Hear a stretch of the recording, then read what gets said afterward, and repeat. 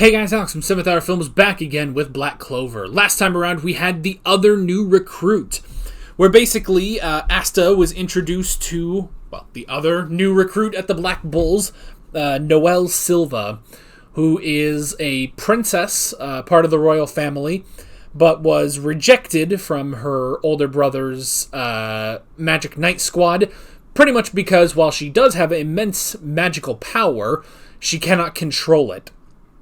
And the only place that would take her was the Black Bulls.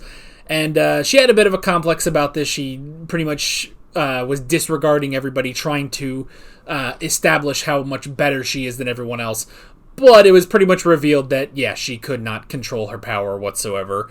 And she lost control of her power, but luckily Asta was there to nullify it and save her. And when he did not mock her. And instead was super jealous of how awesome she is, and all the other members of the Black Bulls were like, "Yeah, that was really really cool what you did. We just need to learn to control it, we can work on that." And so, with tears in her eyes, Noelle accepted the rest of them, and yeah, we just pretty much went through her entire character arc in the span of one episode. So pretty dope actually.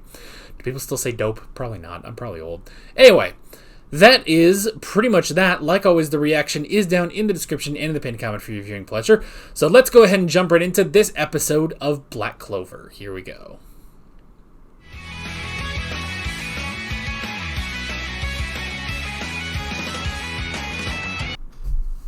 Oh my gosh. Actual villains. Actual, conflict. Oh no. I mean, Episode 8 in My Hero, I guess. It was about the time we were introduced to, Shigaraki, so, wow. I don't think that dude is Shigaraki. I think that's low-level villain man, but still, he's still first villain man, and that's important, so. Alrighty. Man, they got poker in this world. That's good. It is a thing I think about, if I got... And I've thought about this mainly since I started watching Freerun, but it's if you got, isekai'd into one of these worlds, how would you pass the time? Because, and I know that sounds terrible, oh, well, you need your technology and stuff to pass time, and it's well, yeah, because that is the world I currently live in. Look, I was born in 97, so it was I've kind of always grown up around technology. Granted, I'm not an iPad kid, let me tell you that much, but... when did I first get a smartphone? 10th grade, so still, but it's just yeah, I've got a bunch of video game consoles over here. I'm obviously looking at a computer. I've got my phone, I've got my laptop, I've got other stuff. It's it as much as I, look at these worlds and they're so cool and stuff, I'd also be what would I do? Especially me specifically, because it's I'm sure other people could probably fit in better, but me specifically, it's what would I do, But I got poker. I vaguely know how to play poker, so I don't know. Could I invent Texas Hold'em? I mean, if I vaguely know how to play poker, I vaguely know how to play Texas Hold'em, so... but just think, a world without Texas... Nah, look, I'm from Oklahoma, so it's the one thing we have. And look, I know Oklahoma sucks, but it's the one thing we have is hating on Texas, so. Despite the fact that there are a lot of things that are better in Texas. Not their electrical grid, though. Because every winter, they get, all their electricity goes out during a light winter storm. But we don't have that in Oklahoma, so. Haha. None of this matters. What matters is the episode. Poker. I would probably learn how to play poker to an extent. I mean, I don't know. Probably, gambling is another thing, though. How much would I want to gamble? But, I don't know. Is there a way? There's gotta be a way, right? There's gotta be a way. If there's any expert poker players out there, it's are there, strategies to, play poker, but not lose everything? I mean, I guess it's just don't bet all your crap, Don't just keep going and keep betting and keep losing all your stuff, Just, play, but play moderately, But I mean, there's no Yu-Gi-Oh! There's no Yu-Gi-Oh! In this, unless you get isekai'd into a Yu-Gi-Oh! Show, which is possible. Some of the earlier Yu-Gi-Oh! Shows did have like the monster dimensions, which were all, they were all like monsters and magic and stuff, but they still played a fucking card game. So I don't know. Anyway, but that was interesting. I do like that it's like, of course, Mr. Yami screwed up, lost everything pretty much, lost all of his crap, and then is like, well, because you lost, you got to take care of some wild boars that are causing trouble with the village, and so he's like, all right, then that's what we'll do. So obviously he sends the 2 lowest and newest recruits to go do that. That makes sense. I do like that Asta was like, really putting in the work at least. Like he was getting stuff done. Of course, then he also said, it's like, wait, this is the stuff I did in the village anyway at the church, So, and of course, Noelle just isn't doing any of this because she's royalty. It's like, even though we've gotten over her, her not accepting others phase, it's like, yeah, she's still kind of spoiled royalty, So it's just like, we gotta work on that too. And she's kind of tsundere-ish, So,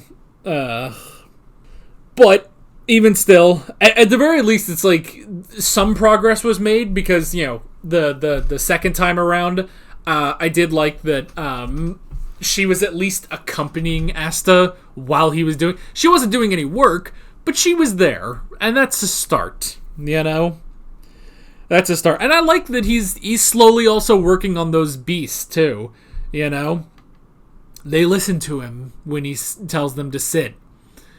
They still try to bite off a little too much, but still, baby steps when training dogs, when gaining a dog's respect. So, and then Yami and Magna they just come back just pretty much naked, just twig and berries hanging out in the breeze. All they've got is their shoulder robes, and they're like, yeah, we lost everything. So they go get a quick change of clothes, and it's just like, all right, so we lost all our stuff and 6 months' pay. So you guys are gonna go kill some wild boars for us. So, well, go kill wild boars for him, because Magna still has to do it too. But that was funny. And then we got Magna's broomstick, the crazy cyclone, which is pretty cool.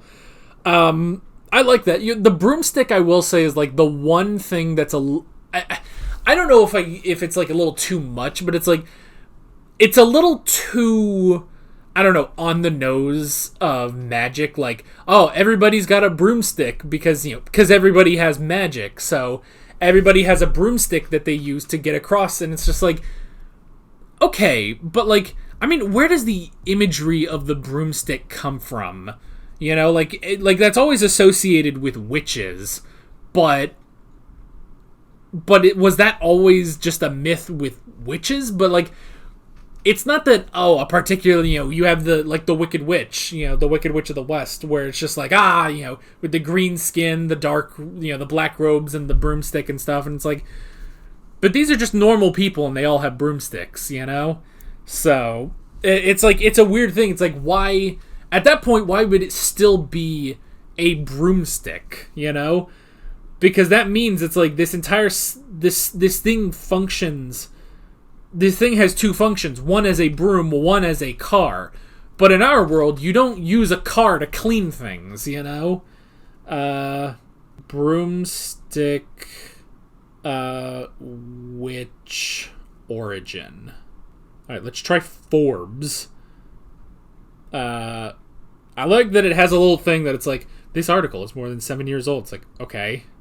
But where did this come from? No, I don't want a Forbes membership. Just show me the friggin' thing. Okay.